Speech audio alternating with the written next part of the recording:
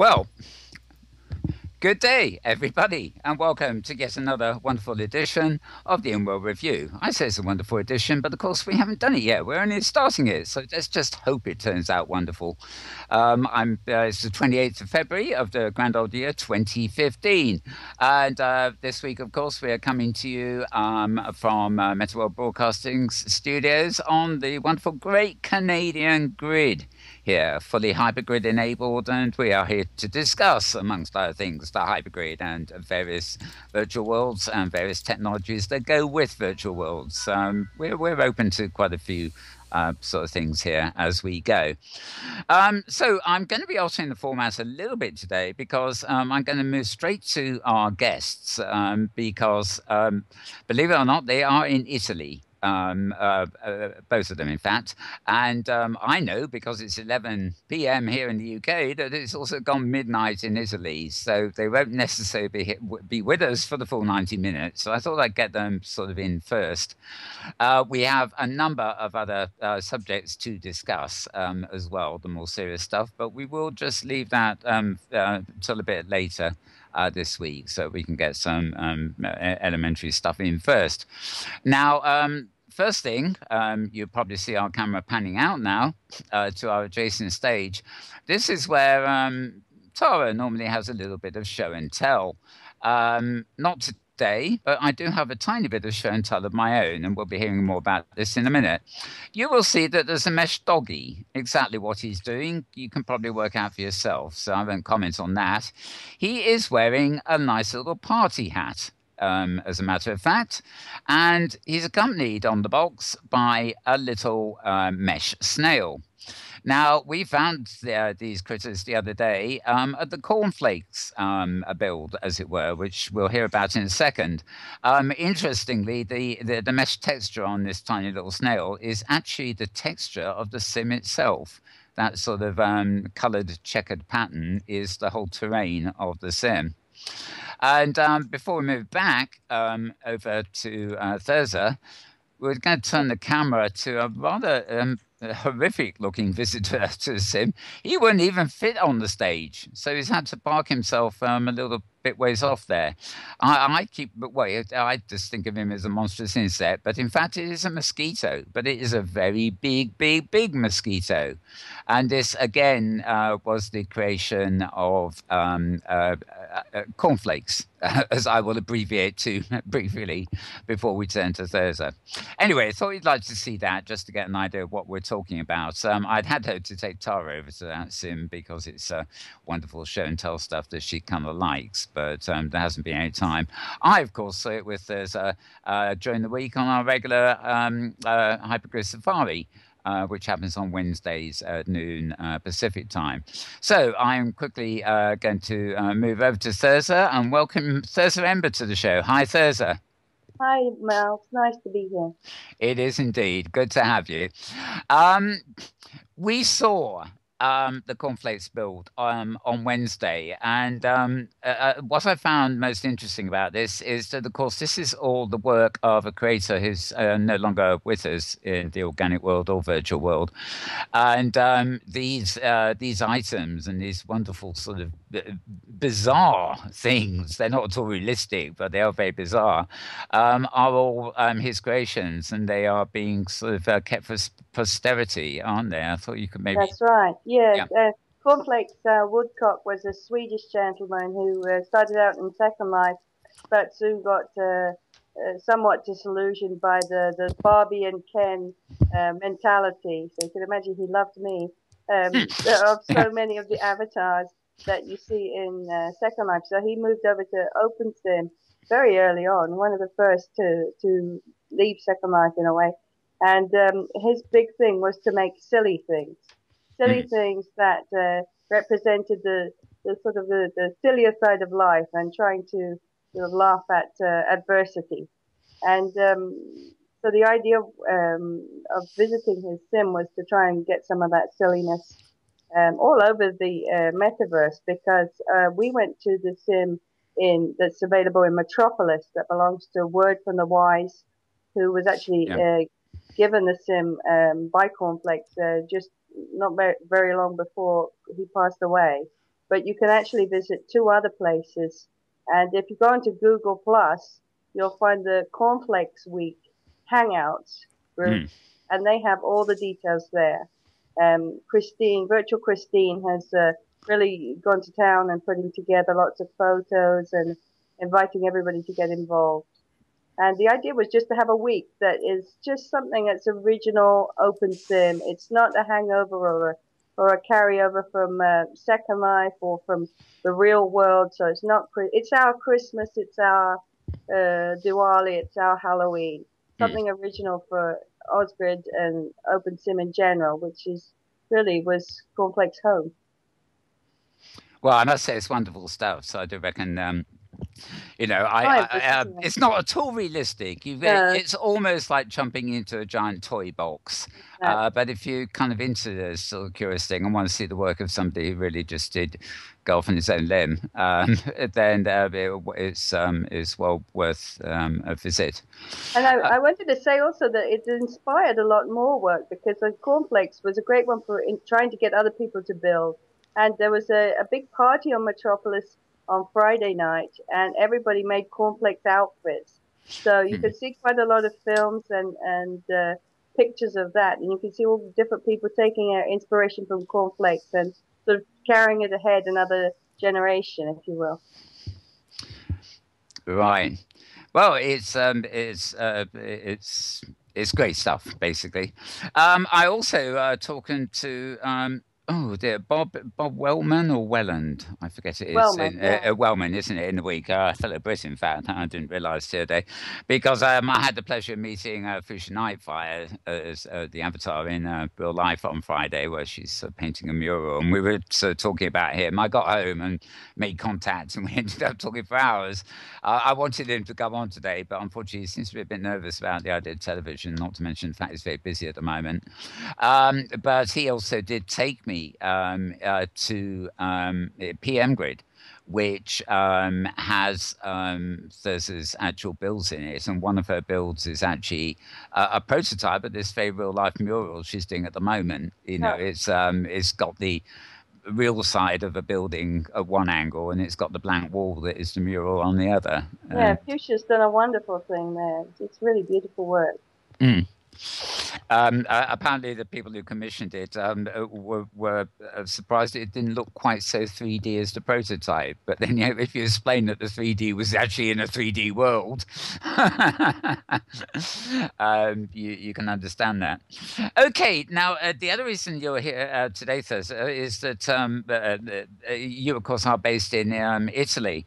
And our next guest, who's sitting beside you, is Roxello Babenco. Welcome, Roxello. Grazie. Right. Thanks. Now, Roxello is not only Italian, but she also doesn't really speak very good English. So you're graciously going to sort of help talk to her and sort of do some translation if I sort of ask questions and answers. What I'd like to do first is we did kindly dig up with you first sort of a quick bio of Roxello earlier today, and what I'm going to do to read that out as a way of introducing her, and then you can maybe feel some questions from me or from yourself about what she's doing. Basically, there is going to be a reopening of the Museo del Metaverso, which I guess is Museum of the Metaverse, on Craft Grid. And it will be opening on the 7th of March this year, which is barely a couple of weeks away. Now, Roxello started an art gallery in Second Life called Museum of the Metaverse in around 2007. That was about the time I was there, I believe. And she gave a great many SL artists the chance to exhibit their works on her sim. The MDM, as we shorten it to, severely reduced its presence in SL in about 2010-2011 when Roxello moved the museum to Craft Grid, where many SL artists continued to show their works for a time. Then real life intervened and Rock suspended her virtual activities on all grids. In late 2014, she came back with, as ever, strong intentions to combine real life and virtual worlds when it comes to showing art. She has returned to CraftGrid and has reinvented the Museum of the Metaverse complex on several sims. The main gallery was designed by Alpha Ora, and about 40 artists, many from SL, have contributed works for the opening season. They include Celavio, Mistero Hifenge, Sowa Mai, Tosha Tyran, Wizard Ginoid, and many more. And if I got any of those names mispronounced, please forgive me. Anyway, the opening event will include a presentation by somebody called Mario Gerosa, and we do have a link here. It's his profile is at blogger.com/13980962271433569352. You might have to hit your replay button to actually get the whole of that down. Anyway, Rosanna's main aim is to get virtual art, although she hates the word art, is all art. Virtual art, I think, saying it's all art, is better known in the wider world. Her real-life professional background is one of organizing events in her local community, and she plans to try and combine online events with real-life places and events. So this is just the beginning of what she hopes to be a long series of mixed reality shows. And I won't answer the question. Can you read this? that was another conversation.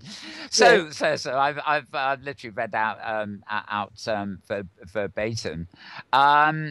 Very exciting. This. I'd really like to know where all this enthusiasm comes from, and it's actually especially interesting in that I see a lot of those artists, as you say, many are actually former or even current Second Life artists of repute, and they come from all over the world, I guess. But of course, English is the predominant language there. I mean, how does she handle communication, for example, with so many artists and things? Rox vuole sapere dove trovi l'entusiasmo per fare questa impresa e come riesci ad gestire tutte le persone di lingua diversa, di lingua inglese in particolare. Allora, l'entusiasmo è per un progetto che ho creato io nel 2007 e quindi diciamo la sento come una mia creatura, sento questo progetto come una mia creatura. The first thing is that she feels that she gets her enthusiasm for the fact that this project is something that she came up with herself and it's like her baby. Riesco a gestire questo progetto così complicato e complesso perché il mio lavoro in real life consisteva in organizzare eventi culturali. Io sono un ex funzionario pubblico e mi occupavo del servizio cultura, quindi ero responsabile del teatro comunale della mia città, organizzavo mostre, organizzavo eventi anche importanti e quindi questa mia capacità di gestire un museo così complicato mi deriva in realtà dal mio lavoro. It's thanks to her own work in real life. She used to organize theater and other cultural events for the community, working with the town council. And so that's really where her capacity to work with all these different people, all these moving parts comes from. Oh, great. It reminds me, I forget offhand his name, but there is somebody in France who seems to do a very similar thing. Moya, Philippe Moya, is it? Moya. I think there's some connection with you, isn't there? Vuole sapere se c'è un nesso fra voi e Moya. Moya è arrivato oggi e esporrà anche lui al Museo del Metaverso. Yeah, Patrick Moya is also going to be in the show at the MDM. He's a good friend. Yeah. Poi mi chiedevate come riesco a comunicare. Diciamo che io per iscritto riesco a comunicare, poi un pochino mi aiuto con Google. She says that usually she gets by with chat, writing in chat makes life a lot easier than the spoken word. And then, of course, she's helped out by good old Google Translate. Exactly. Yes, that's one thing. One thing we can't fully replicate on television, so to speak. I can actually see a great similarity between what she does. I mean, I have come across Museum of the Metaverse all over the place in the past, including way back in Second Life. But this idea of mixed reality and connecting the realities. I know Patrick Moyer, for example. We showed back when we had a real life footage show film he made in Nice in France, for example, where Yes, they yes. would have a carnival every year. And Second Life would be literally on the streets of Nice on huge giant screens, and all this stuff would be going on. And the people wandering those streets, surrounded by giant skyscrapers, size Yes, yes. monitors, and that must have been a fantastic experience. To see real world people literally walking into a giant presence of the virtual, and of course bringing all that into the virtual at the same time. So these are really kind of exciting projects. Does she see them going? Things going in this direction more in the future? Anche tu pensi di fare una cosa simile a Moia, nel senso di vedere la gente, persone vere che entrano in palazzi virtuali? Vorresti fare una... Ma guarda, diciamo, il mio obiettivo è quello, diciamo, di organizzare cose, organizzare eventi, organizzare mostre e mostrarle nel modo più opportuno nel mondo fisico. Prima pensavamo che fosse necessario portare fuori queste opere, invece oggi la penso diversamente. Io credo che queste opere debbano essere viste nel mondo virtuale. La mia più grande, diciamo, speranza è quella che un museo vero si accorga di noi, un museo fisico si accorga di noi e ci riservi una piccola stanza con un grande monitor, un computer dove i visitatori possano entrare e mettersi in contatto con il nostro museo e con i nostri artisti. Questa è la mia più grande aspettativa, oltre a quella di poter realizzare una mostra in real life, insomma, sempre Previously, con... sì. previously she thought in terms of trying to bring virtual worlds outside the screen and into the real world. But the more that as time has gone by, she begins to think that really everybody's online now, so the division is less noticeable. And really, the ideal thing would be to bring real world people in world. And her biggest hope is to find a museum or some kind of gallery that is interested in perhaps reserving a room where there could be a big screen with a computer so that people can experience the art in the real world, but entering through the screen into the virtual. Posso aggiungere una cosa? Noi abbiamo già Sì. fatto questa esperienza quando eravamo in Second Life. Abbiamo organizzato Arena Call for Artists e l'abbiamo presentata a Roma e portavamo gli artisti con un'installazione tecnologica, quindi grande schermo, computer. Abbiamo portato gli artisti dentro Second Life, dentro il museo. They were able to bring Second Life artists some time ago in the Arena Call for Artists show that was put on in Rome some years ago, where big screens were put up and it was possible for the artists to be involved directly with the public through the screen. I just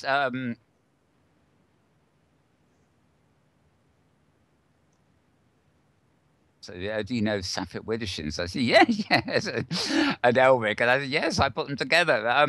I was telling her about meetups we'd had in London, which actually just downstairs from where I live, the local publican, the owner of the pub, or the manager of the pub, below us at the time, was in Second Life. I never knew it for a long while, but Debs Regents in Second Life London introduced me, and we had various meetups of metaverse people, once every few months in the pub there, and in one of the most spectacular ones, in the pub he rigged up huge screens all around the pub showing the virtual pub in Second Life, and a whole load of avatars ported over to join the meeting. At the same time, inside the pub, we had real life webcams running, showing the real life environment, and that was projected onto the big screens in Second Life.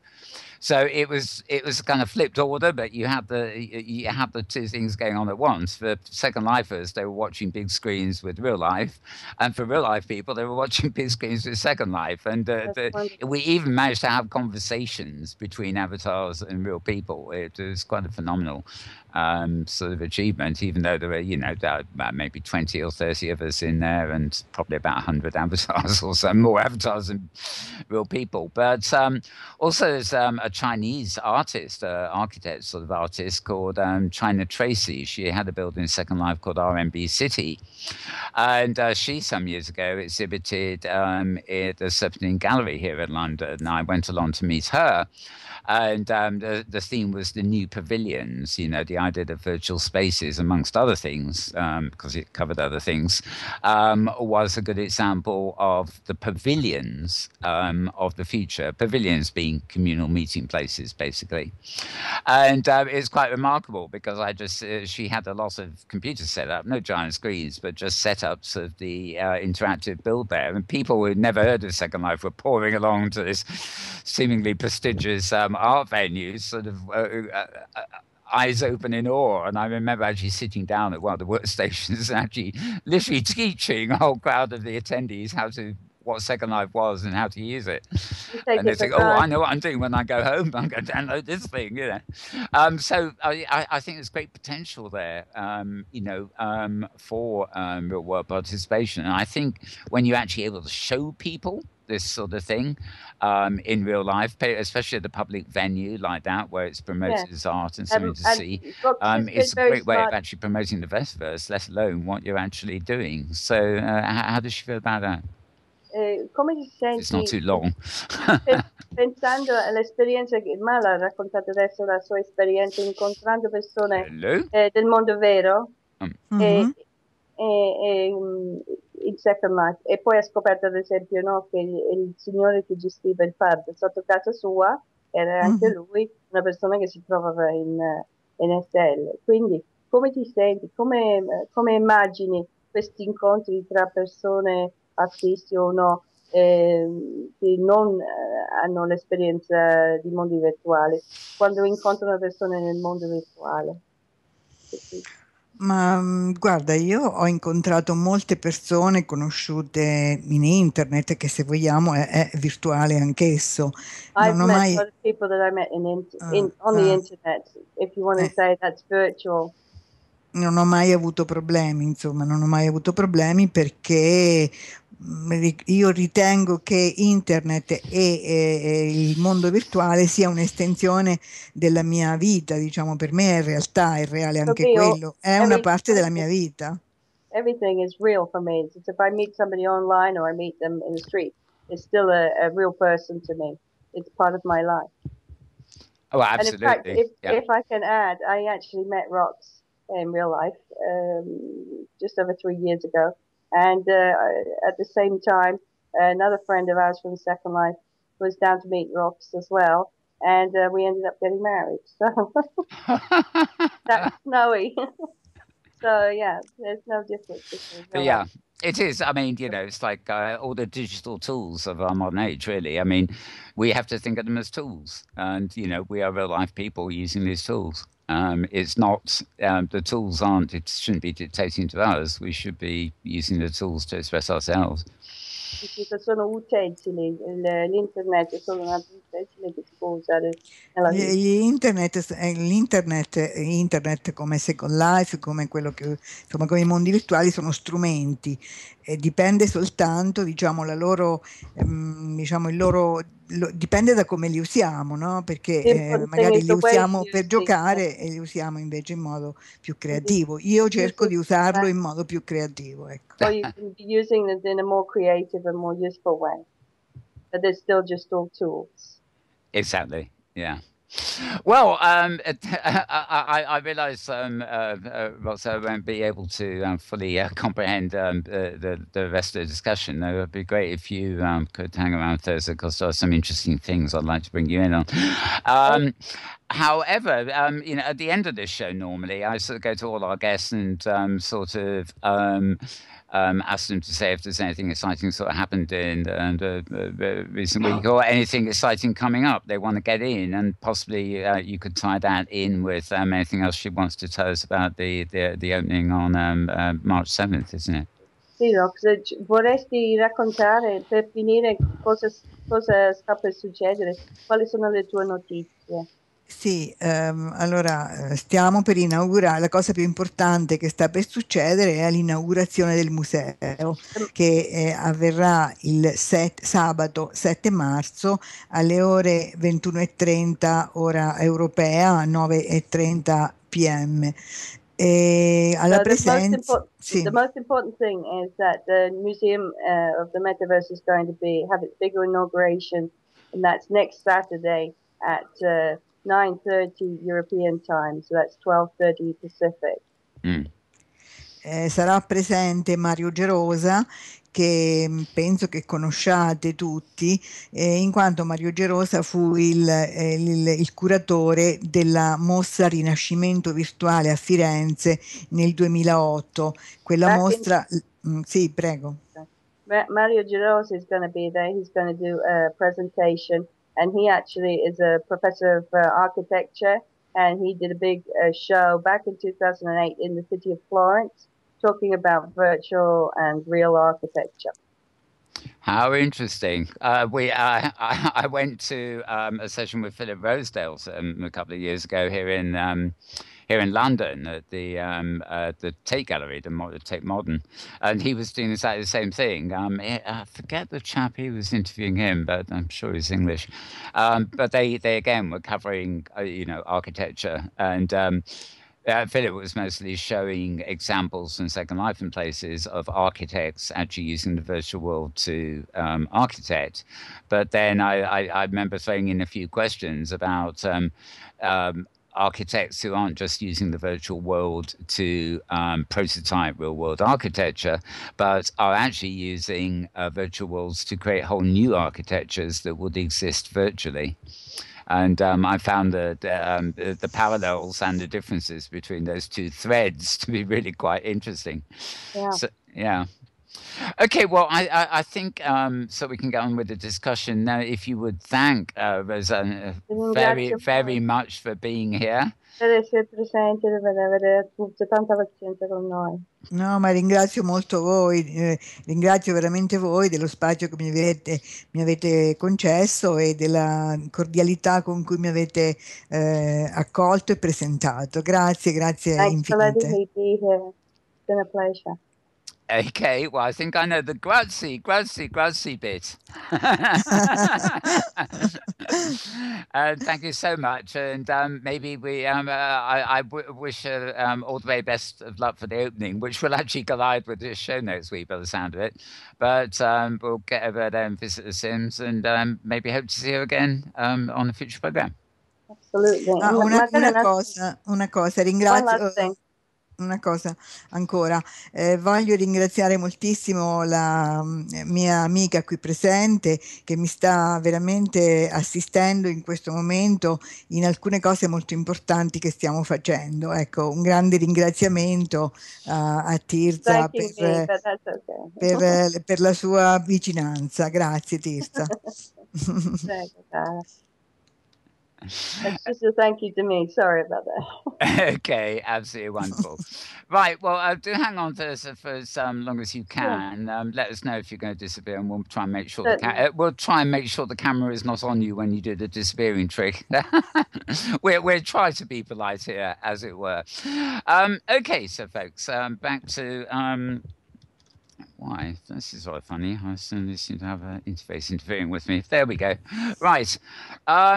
Okay, now I'm going to hand over to Tara and Mira shortly to do their sort of 7-minute highlight news before we get into greater discussion. But there are a couple of things I will mention.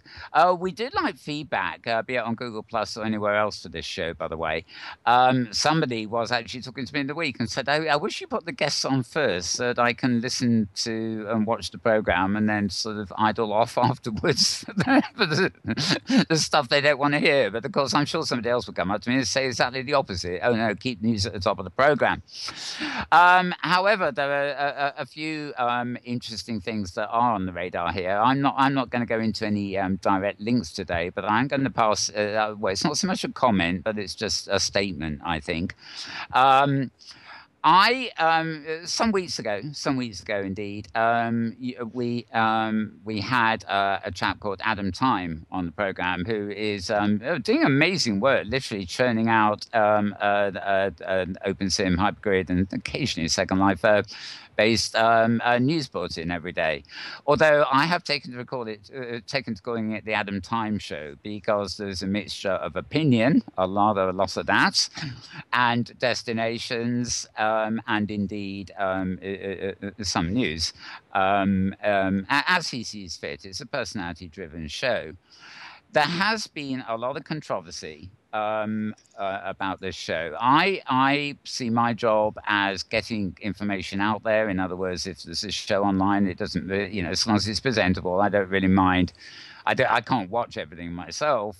My idea is to collect all the stuff out there and make sure it's available for people who want to watch it. And if you don't want to watch it, you can turn it off. It's as simple as that. So I'm aggregating everything. I'm not curating anything as such, and I'm not promoting anything as such other than activities happening in the metaverse and in the hypergrid generally. Adam Time clearly has his own opinions on certain things and has had a lot of criticism about his research, and obviously doing a daily program which he's producing as well as presenting, there are probably limits as to what he can actually do. On yesterday's program, however, he brought up something rather interesting. Apparently his studio is now based on ATEC grid. And he actually raised the issue of something that the ATEC grid have got for their users, which is a kind of control panel that allows them to export AIR files to their hard disk.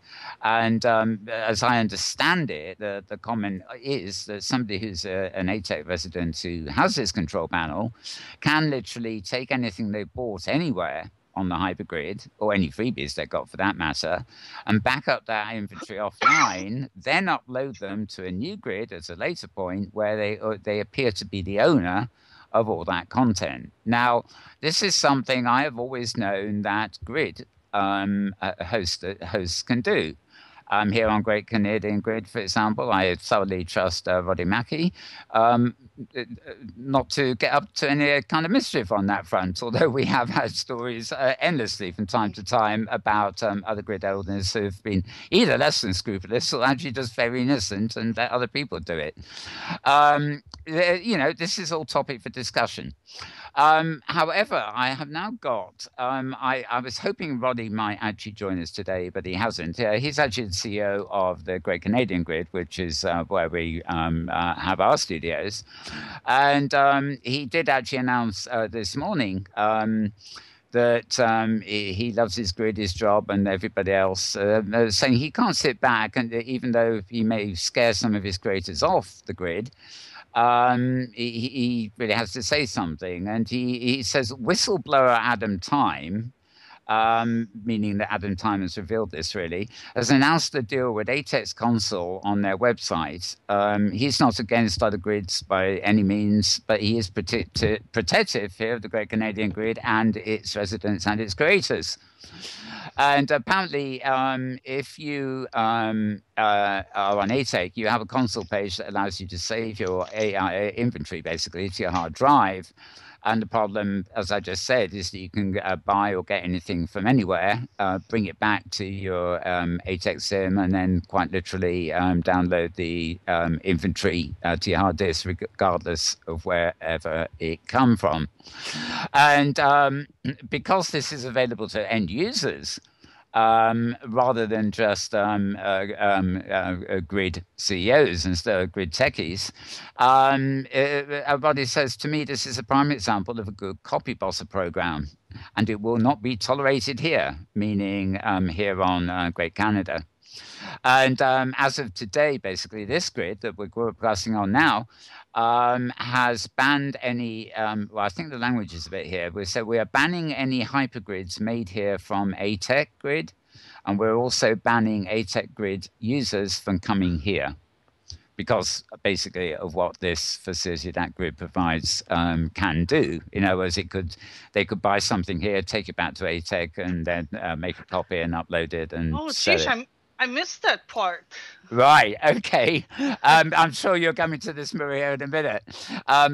This is by way of a sort of prelude, and therefore, that was actually preceded by an Inworld message saying, last couple of days there have been discussions about OpenSIM and the hypergrid. My initial reaction when reading this is to protect residents and creators of Great Canadian Grid.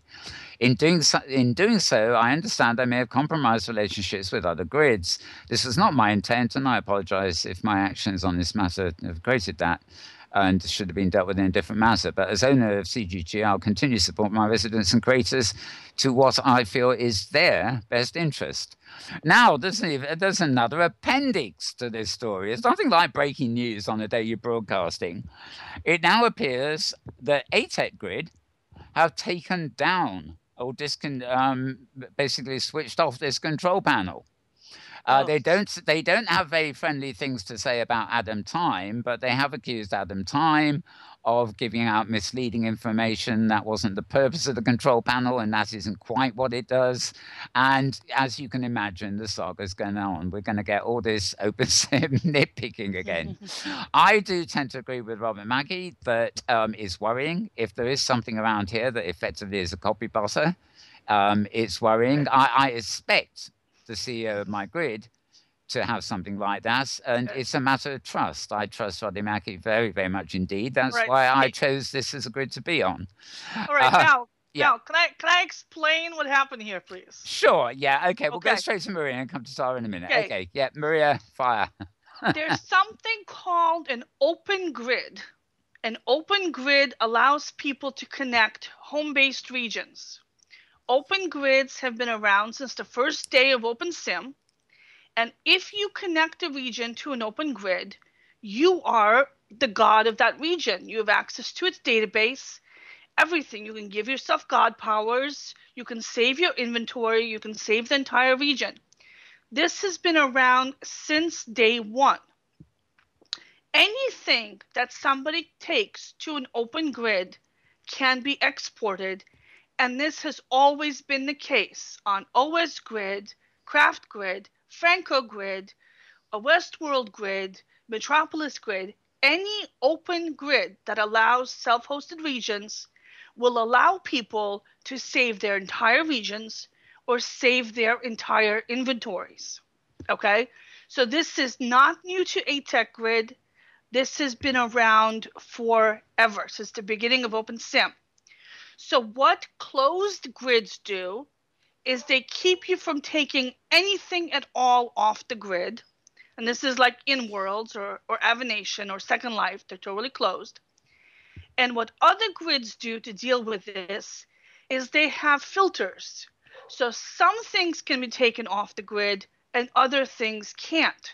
Spellscape, for example, is an example of a hypergrid-enabled grid that filters its exports. So you can't save a full IAR or a full or take anything you want to hypergrid travel. It checks the permissions first to see if it's allowed to leave or not. Kitely does the same thing. It allows people to travel the hypergrid or to get an OR backup, but it filters out proprietary content.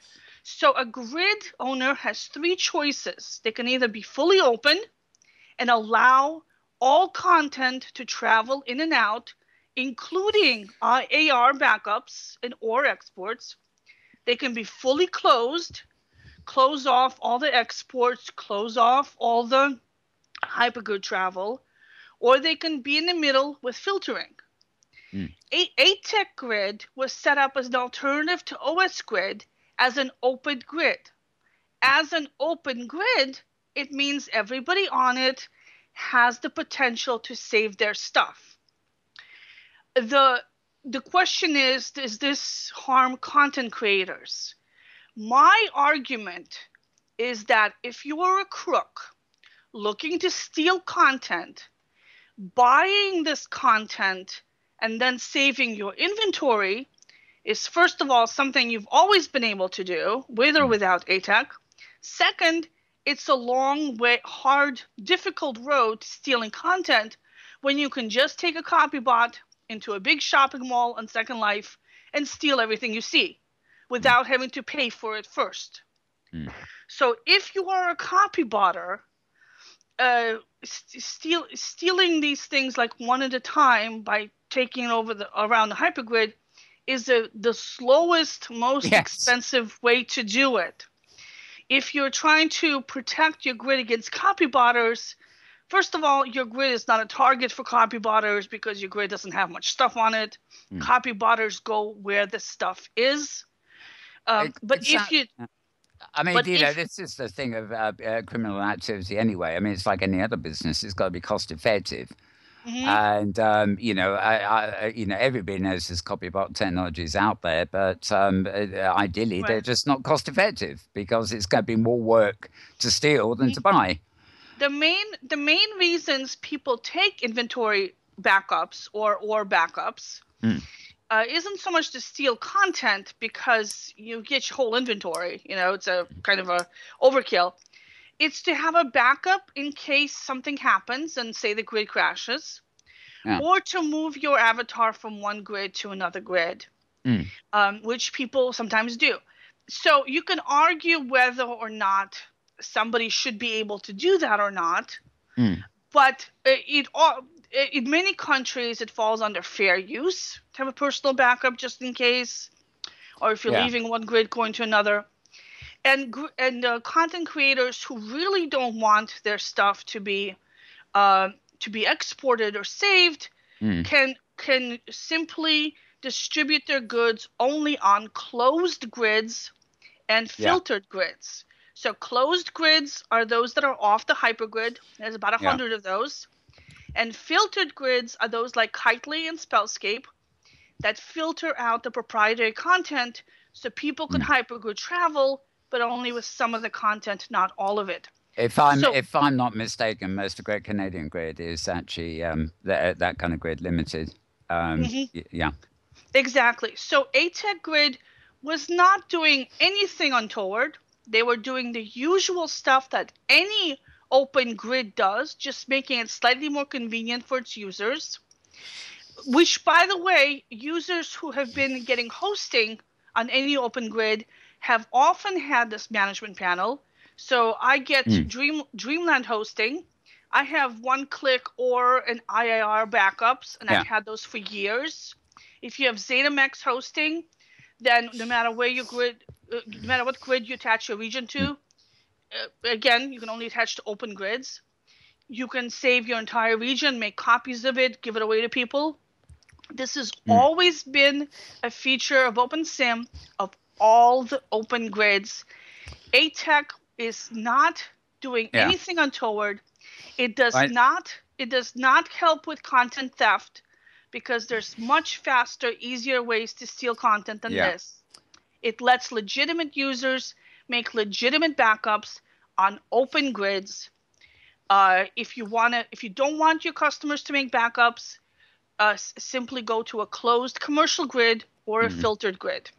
I suspect that this is actually an issue that isn't nearly as major as, unfortunately, this broadcast of yesterday has actually made out.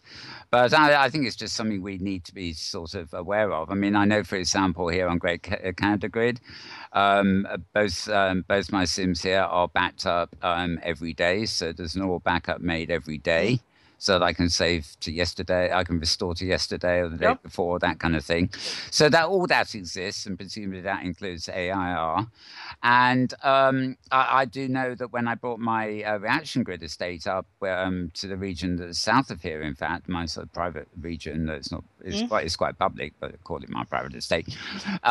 When we brought that up, I mean, Tara here took all care of all the mechanics and everything, and you know, all my stuff. Whether it was my stuff or somebody else's stuff, when it came back up, showed Tara as the owner and creator. But again, you know, it was no big deal. I just had to make sure I could get commissions to delete it or edit it and various stuff like that.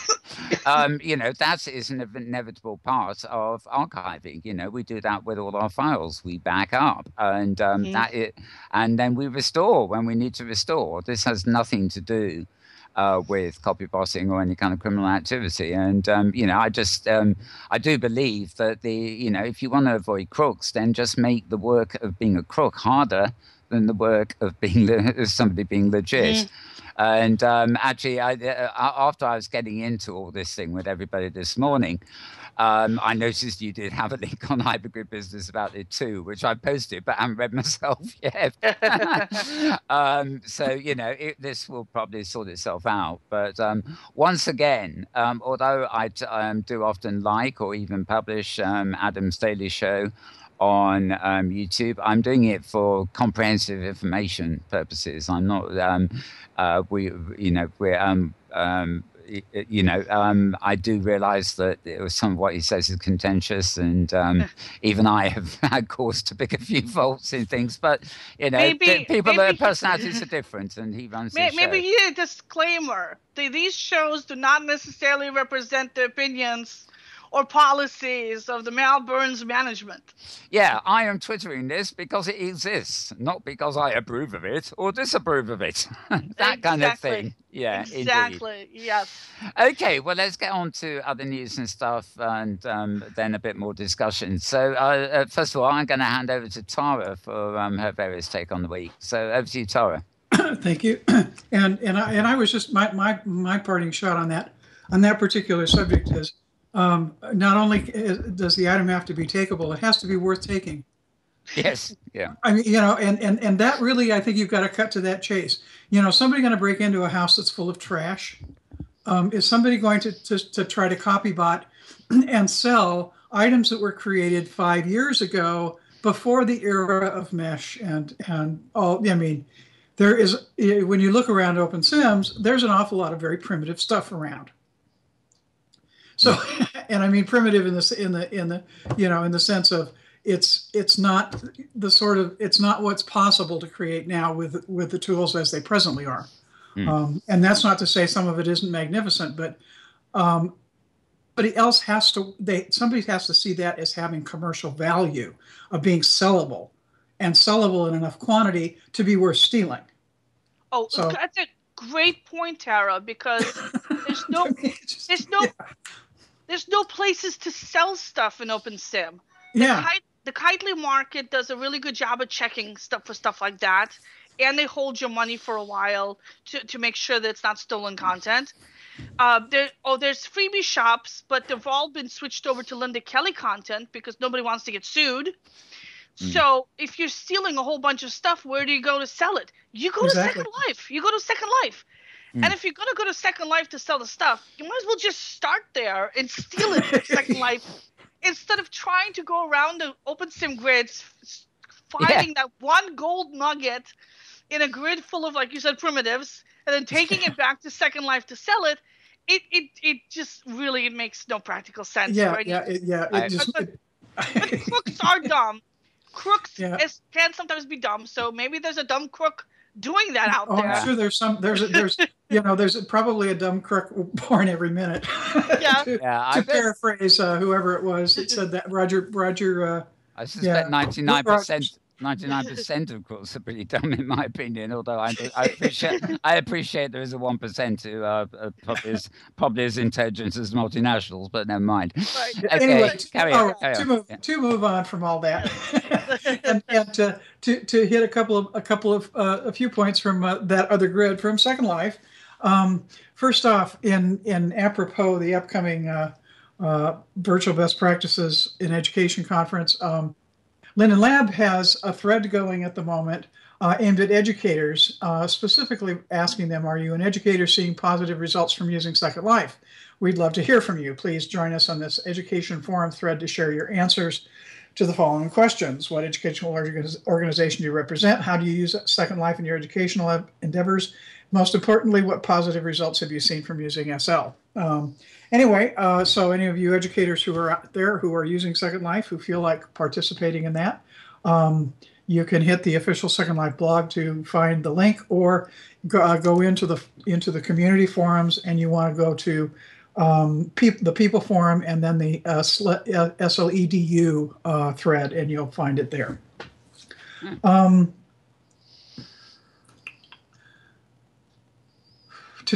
Tomorrow is the last day for the sci-fi convention, which I mentioned last week. So you have one more day to catch that. Opening tomorrow is this quarter's round of the Gotcha Arcade, which is kind of the granddaddy of the Gotcha events in Second Life, and one that lots of people look forward to. And so much people are looking forward to that so much that they have now run in a preview day where they sell a limited number of tickets, i.e. 20, to get in ahead of time, and those people got in today. The princely sum to get in was, I think, 5,000 lindens, and those tickets, I think, probably it disappeared almost immediately. I bet. And of course, they're your regular source for show and tell too, aren't they? Oh well, they're one of my sources for show and tell. Yes, yeah, oh yeah, and I've sort of scanned through the posted that their blog has. All the exhibitors put up their posters that go with their gotcha machines, or submit them so that they have a collection, which enables you to look through stuff and kind of eyeball ahead of time things that look interesting. And there are a couple with some interesting looking critters, and it's kind of got a garden theme this round in a very loose sense. So anyone who's looking for new gardening stuff, tis the season in the Northern Hemisphere. And also, an interesting thing I'm noticing in this round, over time, there has been a gradual increase in the number of buildings in the gotchas. Now they're always rare, but still, there are more and more buildings showing up of all, of quite a range, and many of them really cute. So if you're looking for a new dwelling, there's several in this upcoming round that might be of interest. So that just a little warm up on that before we have some show and tell when we're back in Second Life the next time. And assuming I'm able to get into it before too much time has gone on. It does run all month, so you do have some time, and the first few days are just nuts and pretty much impossible to get in. Let's see. Dragster's latest video is out. And what was particularly interesting to me, I haven't actually had a chance to look at the video yet, but I sort of skimmed through in our Pay's write-up about it. And there was one particular comment that really caught my eye. Obviously, Nylon, his feature this time is Nylon Pinkney, who has a very distinctive design style, does clothing and does other stuff too. And in fact was probably the first to ever do avatars that do not look like 20-year-old models. She did the first array of old women models and old men models, and they were sort of caricatures of that age, but really fun. So she's been around for a very long time in Second Life. I think she in fact apparently from the write-up was one of the originals and contributed to some of the original avatars that Linden Lab used. But anyway, the quote that caught my attention was that from Anara's article is, as Nylon points out, Second Life is so rich and diverse in the opportunities it presents. It makes it all the more ridiculous that so many outside of the platform are so quick to point to it being the underbelly of the internet, as if it's the single repository for all that is wrong or bad or upsetting on the web. Nothing could be further from the truth. point really well made. Anyway, you can watch the video in our Pays blog is the source for that. Moving on to let's see if we got anything else from Second Life here. I think maybe I don't. Everything else is outside of Second Life, and the big news items this week seem to revolve around money. High Fidelity received an additional 11 million in a round lead by Vulcan Capital.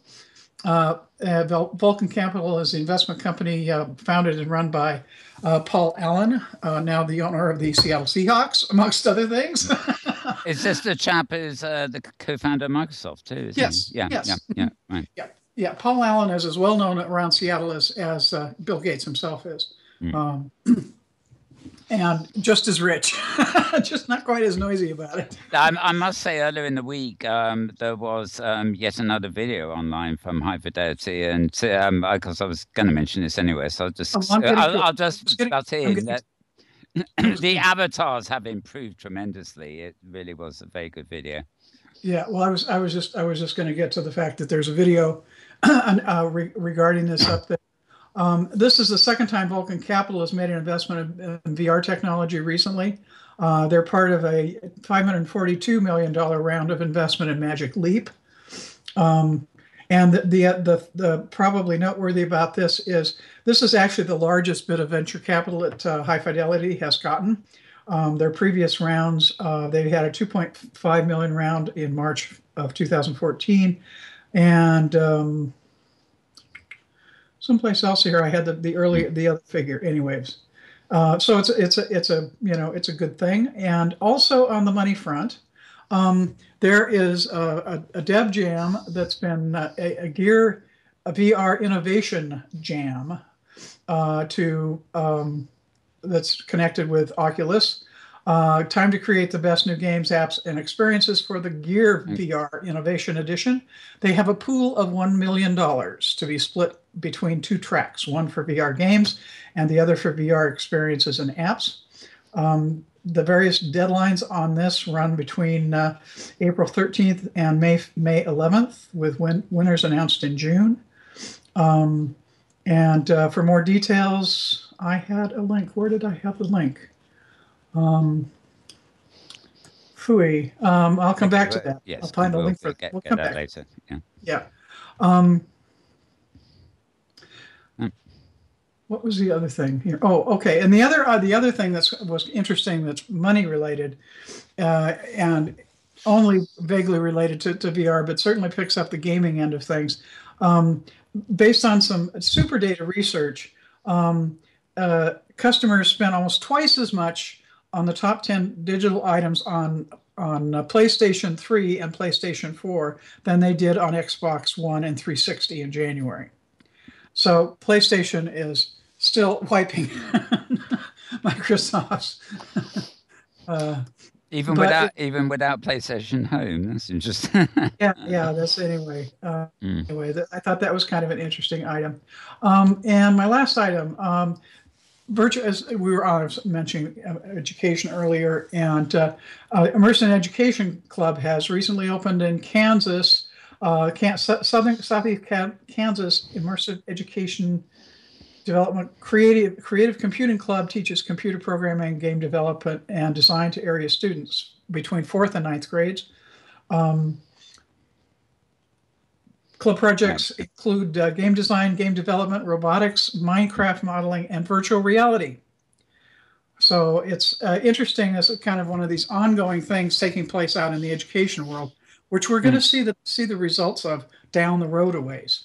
And the last thing, I'm just going to point to an article that some people might find interesting. As soon as I get my hand on the right mouse, find out where it's gone. There it is. There it is. Yes, there it is. Okay. Just hold on, sir. Where did it go? Well, you can go back with it, sir. Yeah. You know, I hate it when something vanishes on me. You know, when I know that feeling. Scrolling down my list here. The group is gamasutra.biz, and I get their newsletter periodically. And there was an interesting article on Oculus and related headset development, VR development, specifically coming from the perspective of the small indie developers who are working in that environment. And the big issue for them is the impact of the delays that have been happening with getting this stuff up to par for commercial release. Anyway, so if any of that's of interest to you, I'll point you to the Gema Sutra article. And that's it for me. Okay, well, thank you for all that. Right, well, before we head back to Maria, and most of my links, of course, go to Hypergrid Business, as they always do. But if you want general links about the metaverse throughout the week, you know, everything from the VR hardware stuff to stuff, OpenSim, metaverse and stuff, follow me at twitter.com/malburns, and everything I mentioned right now will be, you can find there too. You can also follow me on Google Plus, where I tend to be +1ing things to do with destinations and whatever in the OpenSim community. A lot of OpenSim Hypergrid people are on Google Plus, so it seems to be the Facebook or Twitter for OpenSim these days. In my highlights, Another Pay has a post on this anyway. I suppose it does sort of relate to Second Life as well, but there's a new version of the Singularity Viewer just come out. And in particular, the update includes quite a few things, but it also addresses the issue with graphics card drivers, the AMD Catalyst. Apparently there were some bugs in that, and they have now been fixed, and basically Singularity has been updated. Singularity is a favorite for Hypergrid people, along with Firefox's Firestorm's Open Simulator Edition, although you can use the Second Life one, but you don't really need the Havoc engine stuff. And of course Impudence is still around too, but I often find Singularity and Firestorm tend to be the most popular ones. But you will find links in my stream to the hypergazette.blogspot.co.uk. A lot of the stuff there. Also mindthere.blogspot.co.uk. And you know, basically destinations, things like this. She'll mention it in a minute, I'm sure. But Maria's latest post: how dangerous are AIR exports? Of course. Well, we've been there already, haven't we? One interesting thing I did find is in my Twitter feed, although I actually sent it via my Scoop It feed as well. It's I think it was in Road to VR, but I can't be sure. Yes, it is Road to VR. Very good site. They had a piece of with hands-on with DAQRI's, that's DAQRI in capital letters, new industrial augmented reality helmet. And this was quite interesting because when you look at photographs in these articles, you tend to be used to seeing sort of dev type people and lab type people and gay boy type people wearing these helmets and showing off. But this actually was an industrial setting. This particular helmet looks like the ordinary hard helmet worn on every building site by every builder. But it contains augmented reality features so that they can wander around doing their building, I guess, and see augmented reality, maybe virtual reality displays of what they're doing in front of them while they're working with their hard hats on. So it proof of pudding, so to speak, that traction for this technology in general is actually heading into lots of pretty specialized fields. So yeah, you can look that up on my feed. An interesting one at sl.governormarley, that's Marley with an EY at the end, .com. The article was called Colin Marshall, I'm not sure who this is, explores our technological identity crises with an excellent new web series. And it was a good read, if I remember too. Tara already mentioned the fact that Microsoft and others have coughed up another $11 million for Philip Rosedale. Oh, well, for high fidelity, I should say. And as I mentioned, the clip I saw in the week that they produced, there's the avatars look a lot better. They've still got that wonderful sort of cartoony feel, but they're very 3D now. Whereas I used to find the initial things from High Fidelity looked a bit 2D, even though they had their mouths moving with webcams and stuff like that. Let's see. Just pouring down this list. I know there's a couple of things, Maria. Yeah, you'll find everything. Valve releasing its own headset. Oh, yes, the big news, the big news. How can I have not covered this? As of, I believe it was Tuesday in the week, OS Grid is back. And I was in there. Within minutes. And so was half the planet by the look of it. I've never known OS Grid so crowded. Whether they're all doing what I was doing, and that is getting hold of my getting my inventory out of there as quick as possible. But it was great. I was chatting to a hero protagonist, and actually, I better not start mentioning names because I've forgotten half of them. But some steampunk people who've got great stores for steampunk over there, and I was busy. I did a little bit of shopping, but primarily I was just trying to get the stuff I already had. Great to see it back. It's been a long wait, but it seems to be running very smoothly. There don't seem to be any glitches. There doesn't seem to be anything missing. Although some sims that I think my Hypergrid Safari's home landing there has disappeared, but generally speaking, it was all running without a hitch. Probably possibly better than ever because I'm spoilt these days by Great Canadian Grid and stuff. So it really did seem to be up and running and fine with everything intact. So maybe we just have to say it was well worth the wait, and they are back. So that really is the biggest news of the week. I don't know how I almost managed to miss that one. In fact, I've got it posted about 3 times by the look of it. Everybody was jumping up and down, very excited. Oh, yes, and I retweeted an article from news at stanford.edu. Basically, a VHIL, I'm not quite sure what that is. Researchers have been describing virtual reality empathy research. You can find that at News Stanford Edu. Again, you'll find the exact links on my Twitter feed. And I'm scrolling down here. So much of it, of course, as always, is Maria at Hypergrid Business. So I think without further ado, I'm going to hand over to Maria for hopefully a sort of 7-minute or so news headlines, and then we'll come into the discussion with it. Yeah. All right. So you already mentioned OS Grid. They've had over 1,600 active users since they've come online 3 days ago. So already they're in the top 3 most trafficked grids on the Hypergrid, or in OpenSim in general. Whoa. So in fact, the number 1 traffic, is it number 1? I was just looking up. Number 2 most traffic grid on the Hypergrid after Metropolis.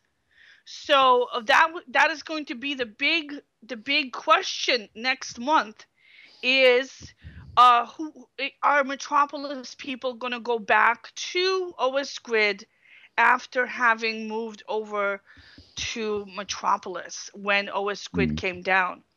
So that's going to be very interesting, and I'm going to be keeping an eye on those stats as the month goes on.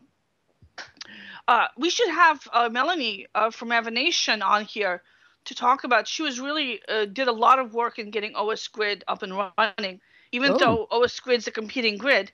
I'm scheduled to talk to her later on.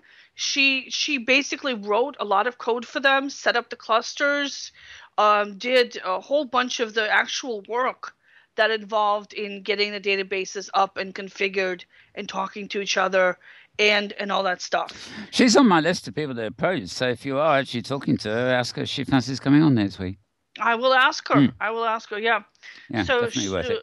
So she did a great job. So I want to pass along my thanks if she's listening.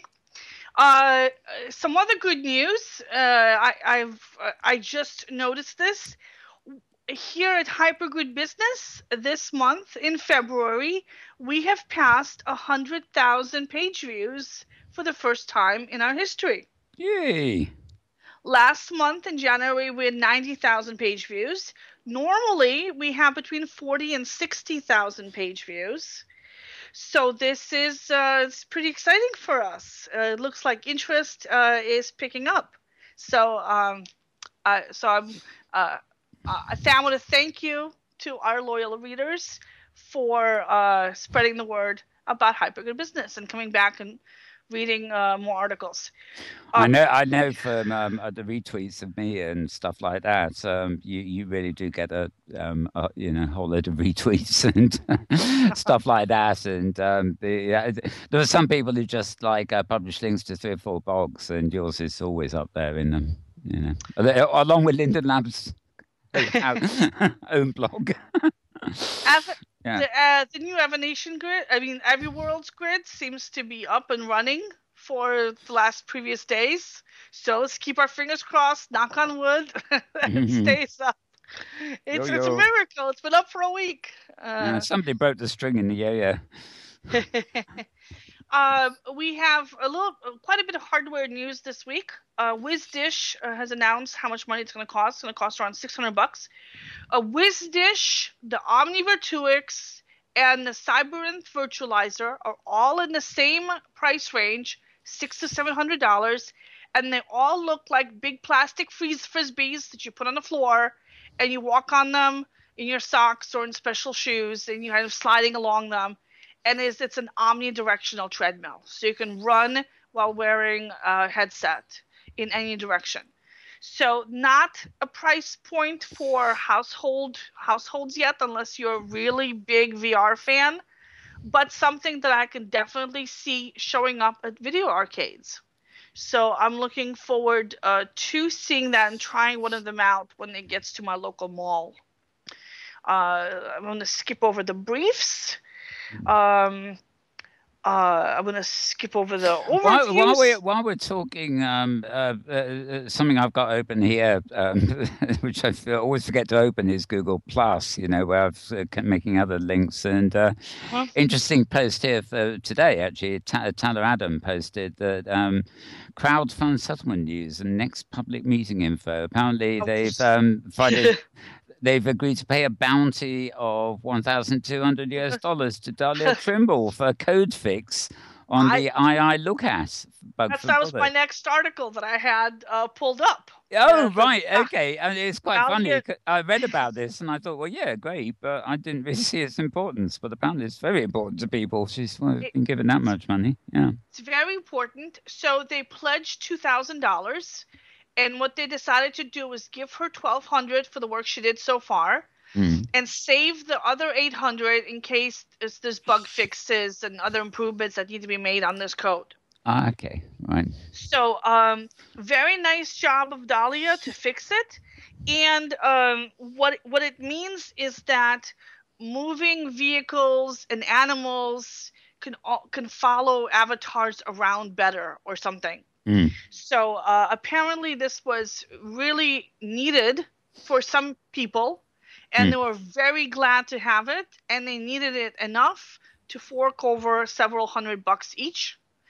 And I think this is a great idea for the development of OpenSim, since there's a lot of things that just need to be done and are really important for the community, but are not fun to do, there's some things that you don't want to do for the fun of it. And when it's an all volunteer driven code base, people have done the fun stuff, the physics, the animations, and the stuff that's left is the stuff that's less fun. Because the fun stuff's already all been done, so that's all that's left. I think maybe we could interrupt this and actually give these meetings of the crowdfunders. I presume they're looking for as many crowdfunders for things like this as possible, but the meeting's actually private. But I have a list here which actually credits the people who've been coughing up the money for this, and I'd just like to say that we have Talia Adam, Shin Injun of Injun Lab Grid. We have Fred Beckhausen from Outworlds Grid. Selby Evans, Thinker Melville, of course, from Virtual Outworlding blog. Gavin Hurd from Gear Nike at Exmere Grid, basically. Yep. Terry Ford, or we've had him on the show, Butch Arnold, and he'll be back with us soon from Rock Grid, and Andrew D from Great Canada here. Michael Sayitz, I believe he pronounced, from Digital Worlds Group LLC, and Alex Ferraris from, I better not say the EA Grid, had I? From Avi Labs and Avi Worlds. Yes.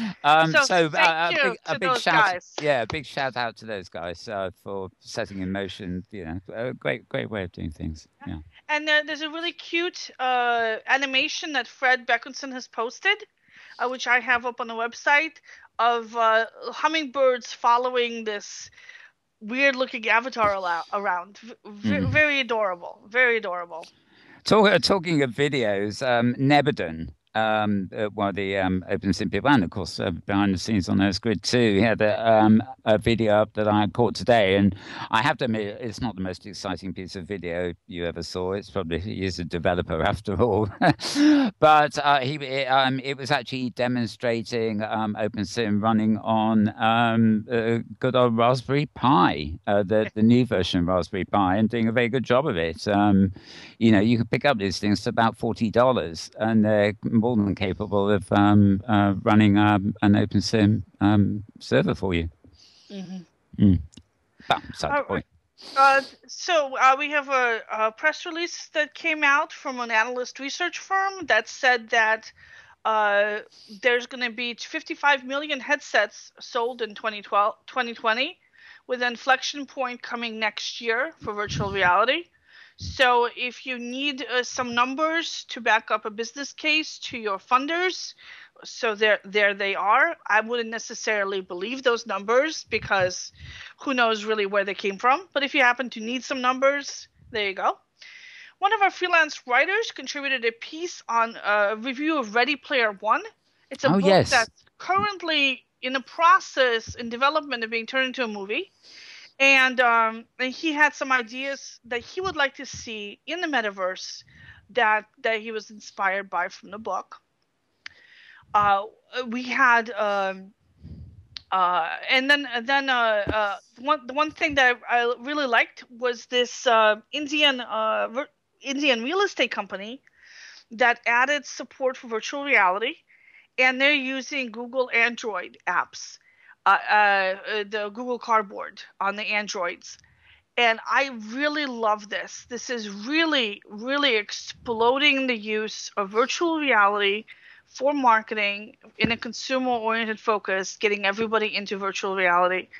So I'm posting as many of these as I come across, because I think it's just a great way to get people to try virtual reality. And they're one of the companies that's kind of pushing this out to the consumers. Right. Yep. All right. So that's it for me. And did I come in under 7 minutes? Probably not, but who cares? We are still on time. We've got 5 minutes to go, but we started late, so we got a little bit more. We got about a quarter of an hour, I think. Unfortunately, I still haven't got a live stream up, so I haven't got the little meter that I normally have to keep track of the actual broadcast time. Anyway, well, that's great news. So. Yeah, I'm just, I don't know why I thought there was more in hypergrid business this week than just that, but I skipped over half the stories. Yeah, fair enough. Fair enough. Yeah, I'm just scanning down here and I don't see anything much that we missed. So okay, let's.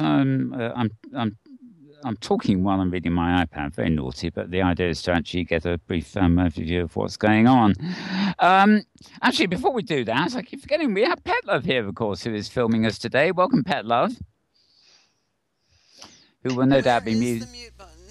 Yeah, well, or the unmute button. You mean you found it? Yes, you found it. One of my video feeds, of course, is 1 Billion Rising. You put up a little piece, or not so little piece, on. It's got that wonderful theme tune on it again. The highlights from this year's 1 Billion Rising, and the which was it? The Mars Venus show. Mars Venus show. That was it. Your Yes, show. the other one. Yeah. And there will be 4 or 5 more films, I think, before I'm done. just to document the various acts and groups. Yeah. So yeah, it was very successful. We had a really fine event. We were very pleased with the outcome, and we got a note from the woman Eve Ensler who created 1 Billion Rising. She just thinks we're fabulous, of course, just like everybody else who puts their time and Yeah. effort into it. But Of it was very course. nice to get a note from her. Yeah. So yeah. I'm glad she got it fabulous and not awesome. I'm really getting fed up with the awesome word. I don't know how many awesomes. Actually, I think it's Drastic Dupre on Google Plus. All these posts saying awesome, and you click on them. They're all different. They're all different things, but they all start with awesome. There must be a reason. Yeah. It's like people that post to every Google group going, and I end up with a list here which has got the same thing 100 times in it. It's the song from the movie. Everything is awesome. It's a really catchy song.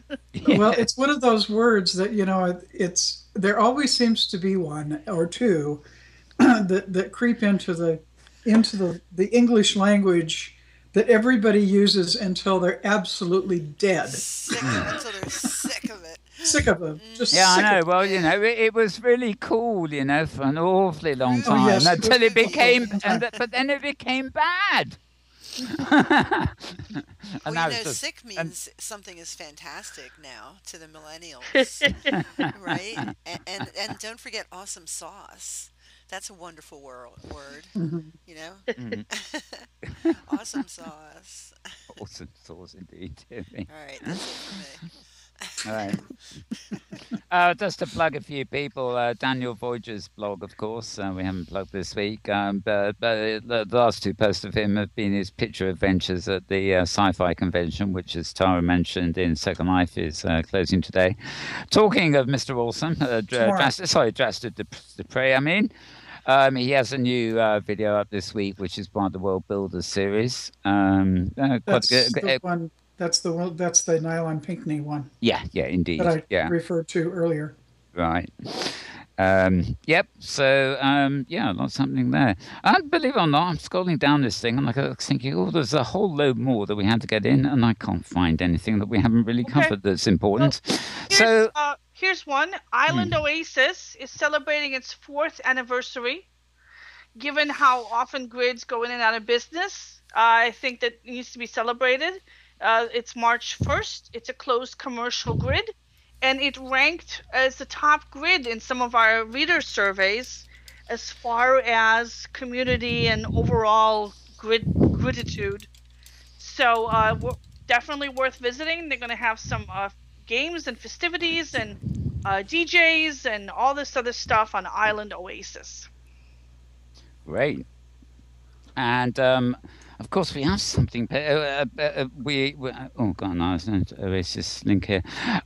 We also have a lot going on Third Rock Grid. There seems to be endless music events happening there, and there is a sort of secondary safari going on. I think it's the same day as the normal safari, but it's an evening one, which is being done from. I think it's being done from Kitely. And obviously contains a lot of Kitely destinations. I find a lot of these grid hosted. The safari that Thirza has gone, I'm afraid, but came up with has been very successful, but so successful that I noticed that every single grid seems to be doing its own safari now. Along the lines of sort of, we'll have a safari too, but we'll go to places on our grid rather than the hypergrid per se. And I was talking to Bob Wellman, in fact, who I was trying to get on this show, but he's a bit nervous about it, apparently. But I was talking on Skype with him, a long conversation the other day, and he was he was making a point that something we really need, and I'm sure you'll go for this, Maria. Is like a destination system, for the hypergrid in totality. And he was saying that, obviously we would like a custom metaverse viewer, which eliminates the sort of Second Life legacy stuff and things. But his idea was something that works a bit more like the web, where there was I think Tara was listening into this conversation too, there'd be a kind of intermediary address for routing. so that you would actually be able to publish the address of a destination, say like login.greatcanadiangrid.ca :8002 Broadcasting, for example. That is a bit of a headache. And, you know, you can have as many landmarks that occasionally need refreshing, you know, things like that. His idea, there'll be a sort of, well, not domain name, but like web addresses. You'd actually have an address, and there would be a system in play that would actually route you to the real login information. So it'd be like having a website. You'd simply have, you know, hypergrid business something, and people pressing on that address would be passed on to login URI for your actual location. If I could jump in here, Yeah. It would be more like in the present way the web works. You have a URL, say metaverseweekinreview.com, but behind that URL is the actual DNS number that routes to that that domain. And so people go to metaverseweekinreview.com, and it takes them to a DNS number, which can be changed by the owner of the URL of the domain name. And it would be the same kind of setup, except specific to the metaverse. Two separate issues involved there. First is the shorter addresses. Like instead of going to hg.something.something.something.9050, you can already have shorter domain names. The reason they're so long is because people use different servers for their websites and for their grids, and their primary servers are the web servers. But you can have grid.com for your hypergrid address and just go to it. So that's like one thing. The other thing is to go from the URL. That's something that we very much need, to click on a URL and automatically launch the viewer and take you Inworld, like Second Life has with SL slurs. And there's a Hop2 protocol that's in the works, and it's not finished. And that would be a great thing for a crowdfunder to get that thing fixed and into the viewers. So you click on a link, and it loads your viewer, it logs you into the grid, and it teleports you to the destination. Right. Yeah. This is what Bob was talking about. Something that is viewer based, not grid based. Because amongst other things, it gets around these, you know, these jawbreaker and completely forgettable open SIM names. You know, and many times they're using an IP number instead of a name, or you've got variations in what port some people use. There's just all kinds of things that make them less than memorable. But if you get it outside, if you get a system that's viewer based and that has some kind of a back end that people basically register just like you register a domain name, that's their public persona, and by going to that, then it will automatically take you regardless of what the back end pointing might be. I think that if people are going to be wise enough to marketing to register a shortened URL, they should be wise enough to be able to spend $10 for a real domain name instead of using their IP address for the pointers.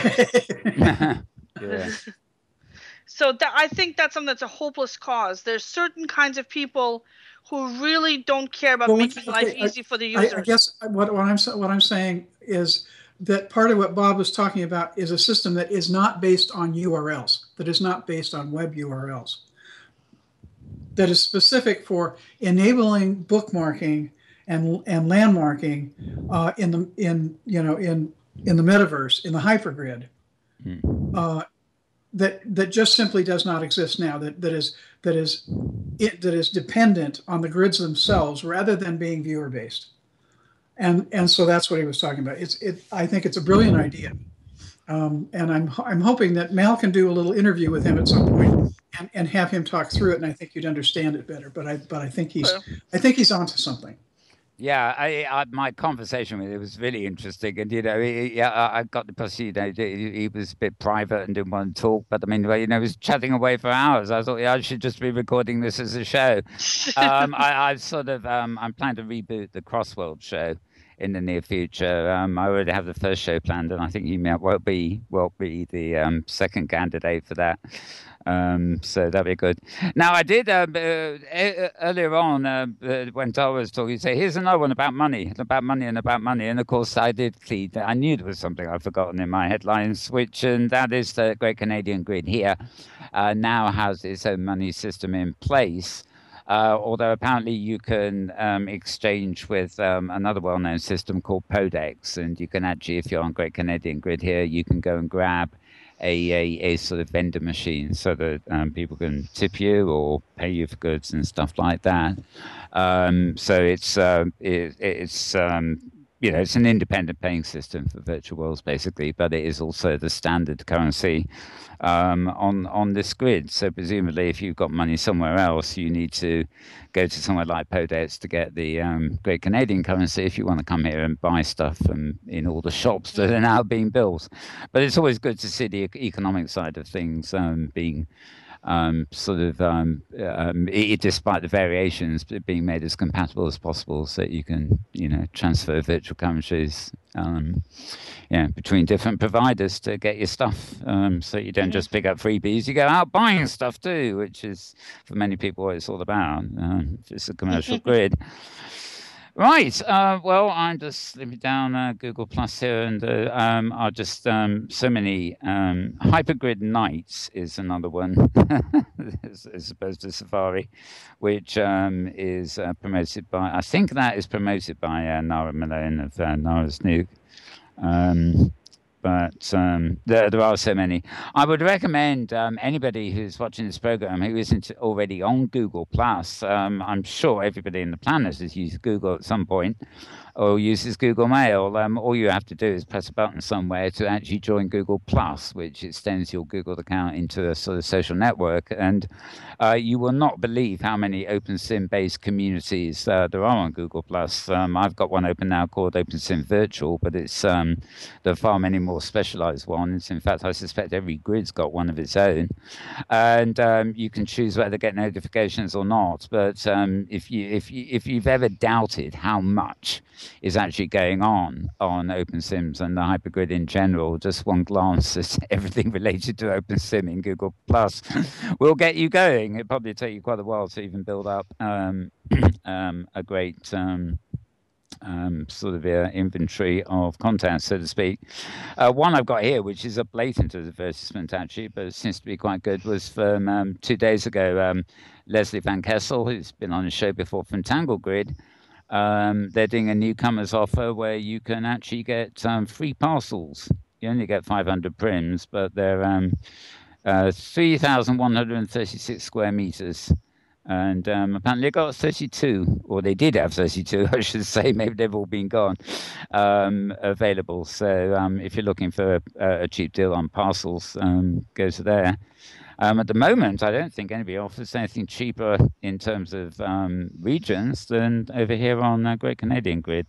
It's a competitive market, so I might be wrong, but it's a very practical. You can have your own sim or regions, they call it now, in on some open grids for about the cost you pay for 1 square meter at Linden Labs. So it's there is a very big difference, and of course you're free to, for people who've been in Second Life, for example, who've rented little places or like building their own stuff in miniature. The idea of having a full big playground for yourself is great. And personally, I'd like to just say that obviously to get to Great Canadian Grid here, it is login.greatcanadiangrid.ca followed by a colon followed by 8002. But if you want to visit Metaworld Broadcasting or indeed Malburn's estate, what you do is you add another colon after the port number, the numbers you would have, and then you simply type in the location. So, for example, login.greatcanadiangrid.ca colon 8002 colon MetaWorld Space Broadcasting will bring you directly to our sim here. And to the south of here is the estate I used to have on Reaction Grid, now totally overhauled, and it's a sort of maze. Tara has tested it out, and this morning I went to Silversmith test it out. He took a considerably longer time than Tara did, but both I think were fairly impressed with the job I've been done there. So a little bit of self-promotion. It's not financial self-promotion or anything like that, but I have been having great fun doing what they call prim mangling and terraforming and basically making a mess of everything I can. And making a sort of maze that, it's not something you can cam in on and see everything that's there. You've got to actually go down on the ground, get dirty in first person view, and spend a lot of time wandering around discovering where you can go. And it's yet to be decorated fully, of course, but if you fancy coming over and seeing it all, do so please. I'd like to have some visitors, and I'd also like any comments you care to give me. So that is just a little personal thing. Well, remarkably, I think we've just about run out on this show today, and it's been a good one. And oddly enough, I think in terms of broadcast time, we're actually just about under 90 minutes, which will be a miracle that we made it onto the limit. So I'm just going to go around everybody as I normally do and ask them for anything else they've forgotten or exciting in the week gone by or coming up. And now, sadly, Thirza did have to leave us. She snuck off very quietly. So thanks to her for coming on, and of course, Rosanna. But I'll start with Petlove. Anything buzzing your bells, or whatever the expression is? Well, I think most people would say follow me on Facebook, follow me on Twitter, like me on Facebook, right? Yes. I don't do any of those things, so keep your eyes on all the great shows coming out of the virtual world, and I'll just put myself on camera real quick since I'm talking. Yeah. And thank you for having such a nice show now. Wonderful. Well, thank you for being with us as well and doing such wonderful filming for us. Yes, indeed. If you want to see Petlove's videos, you simply need to follow my twitter.com/Malburns_writer feed, which is more Second Life and media based. And everything I do is in about 6 different places. It's on your feed, it's on A View, it's on Slartist, it's on YouTube, it's on Vimeo. Happy Hunting has its own channel, which is sponsored in 5 other places, So just all over the place, but I'm really not interested in promoting myself particularly. I just like what I do. Well, we honestly don't care who does the bloody shows. We just want to watch the shows.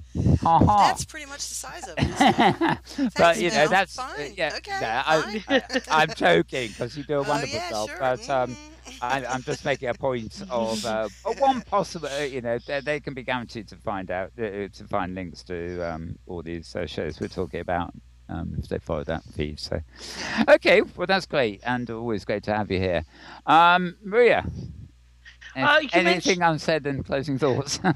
Yes, if you go to hypergoodbusiness.com, the top menu bar has a resources section, at the bottom of which is best metaverse communities.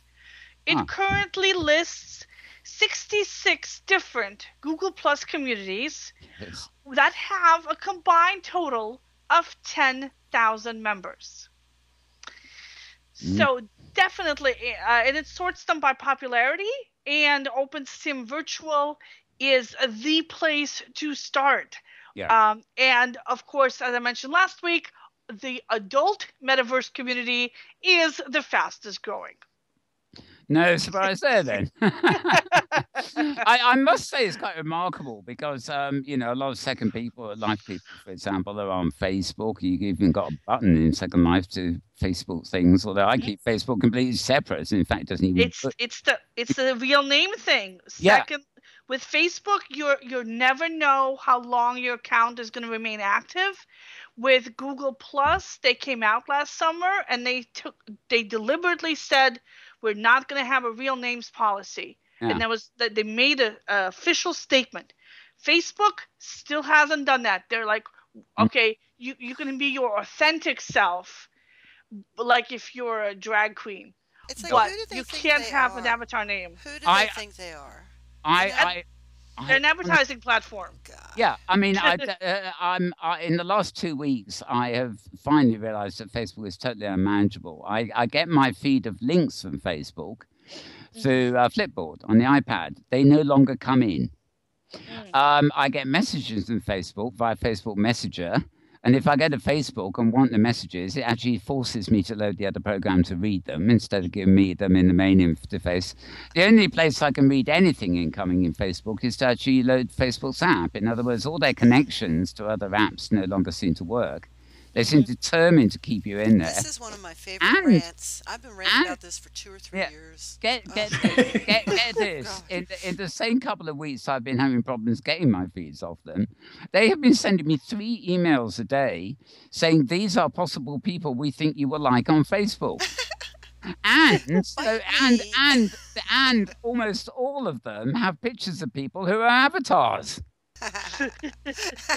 You know, so which it's not apparently their authentic pictures to go with their authentic names that they forced you to have for 3 years and then said, never mind. Yeah, but they, you know, whatever computer is churning out this data, you know, probably assumes that unless they know otherwise, it's a real person, and they don't put two and together. Well, that's an avatar picture. Oh no, yeah. No, it's my impression from what I've read is that the only time they go after someone is when somebody has reported a name. Yeah, I think so. The interesting wrinkle on all this with their new quote authentic names, there was quite a buzz in the media this past week because of Native American names. Yeah. Some of which are, you know, they're not, you know, typical Northern European names. Yeah. And several individuals who have had to go to battle more than once with Facebook because Facebook has said this is a fake name. Yeah. And then they have to jump through 16 hoops to prove that, no, it's not. It's my real name. It's my given name. It's the name I use, yada, yada, which is just real, you know, it's, yeah. But if my name is Big Chief River Runner, of course I'm an avatar. Yeah. Well, no, it's not. It doesn't even have. You're a Native American. No. That's I'm joking there. In fact, it's probably a bad taste joke actually, but you know, nothing against them. But you know, it is. You know, I mean, you know, look at Middle Eastern names.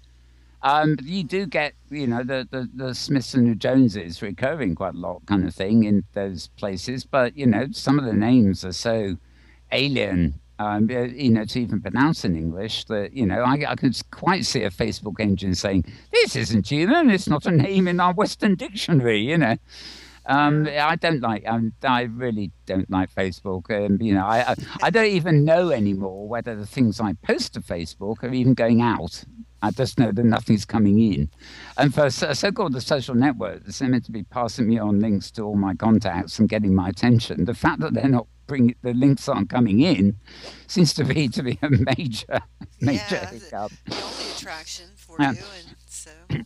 But I must say, I was just quite curious. In general, I mean, people in Second Life often moan about Facebook and the avatar names and stuff, which is fair. You know, just as, you know, authors have pen names, you know, actors have stage names,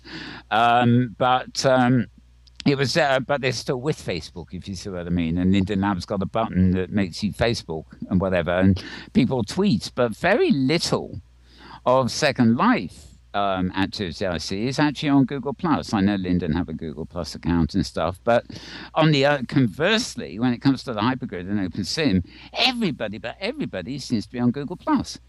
You know, which is, you know, it really means that I have to spend a serious amount of time these days in Google Plus, which is probably a good idea since I don't get Facebook anymore.